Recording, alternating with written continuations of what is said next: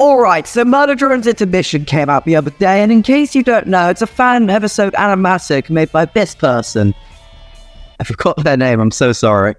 And as far as video making goes, I consider myself extremely lucky that I was able to make a video on Murder Drone's Insecurity, another Murder Drone's fan project without delay or it being already used for content and views. But that was just a measly teaser trailer for a thing. I mean, how much content could you really squeeze out of a tiny clip of a guy walking getting jump scared by B?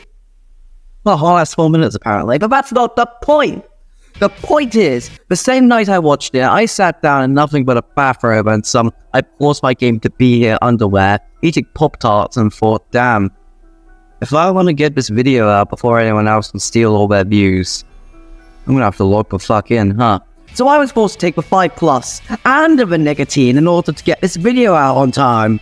So we're going to be reviewing this episode from 2 points of views. How it functions as a Murder Drones episode and how well it replicates the feel and style of the show, and as a general story and art of perspective as well. So without further ado, fucking subscribe to this channel, damn it, and also join this for my indie show. I'm really proud of it, yay. So, let's answer the big question out of the blue. Does Murder Drone's Intermission feel like a Murder Drones episode, and does it emulate the feel of the show so accurately to the point where it could fit snugly into the canon of the show? Yes. Yes, it does. Murder Drone's Intermission's writing is second to none. It feels like it's pulled straight from Liam's mind. Although I would have liked a little more disturbing horrors, I get that that's not what they were going for. Instead, this episode revolves around Uzi throwing a hissy fit over the fact that she has the funny sin virus drilled into her own head unwillingly. So, N decides to teach Uzi how to control these newfound abilities to prevent her from needing to consume her own kind too much.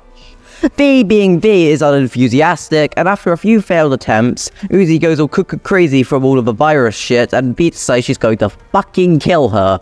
And I don't blame her. But then, spooky trauma and resent kicks in, which causes her to not want to kill Uzi, and they live happily ever after. That's the entire episode.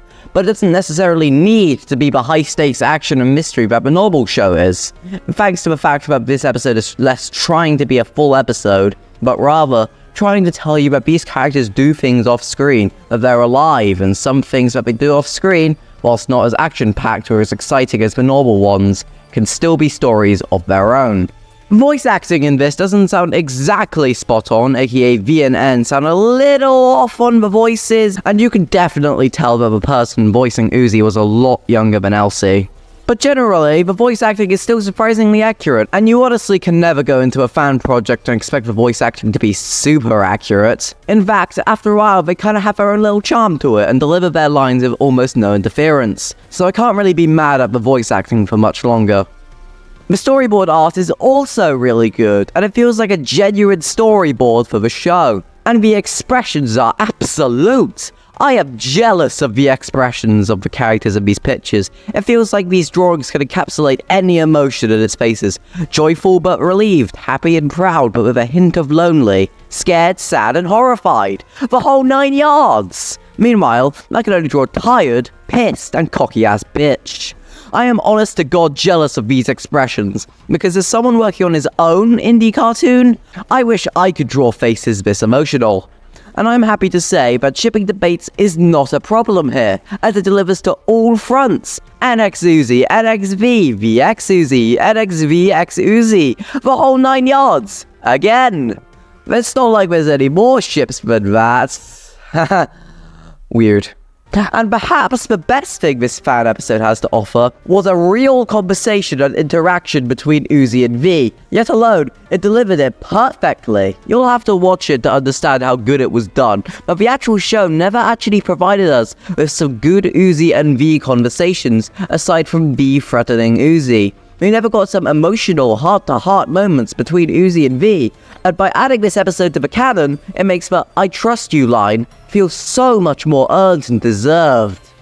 This episode, as it says in the description, is a story of understanding, and this one achieves this perfectly, and adds just that little bit of clarification of what happened in those events. So, hypothetically, if Glitch or Liam wanted to add this episode to the canon, I would be 100% on board with that. And I think the team did an amazing job, so you should support them with whatever they decide to do with next.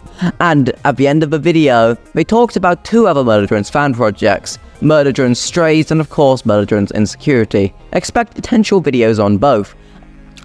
And just remember, subscribe to the channel, join the Discord, follow me on Twitter, and support my show by watching the playlist in the description, and I'll see you all down the street. Okay, bye!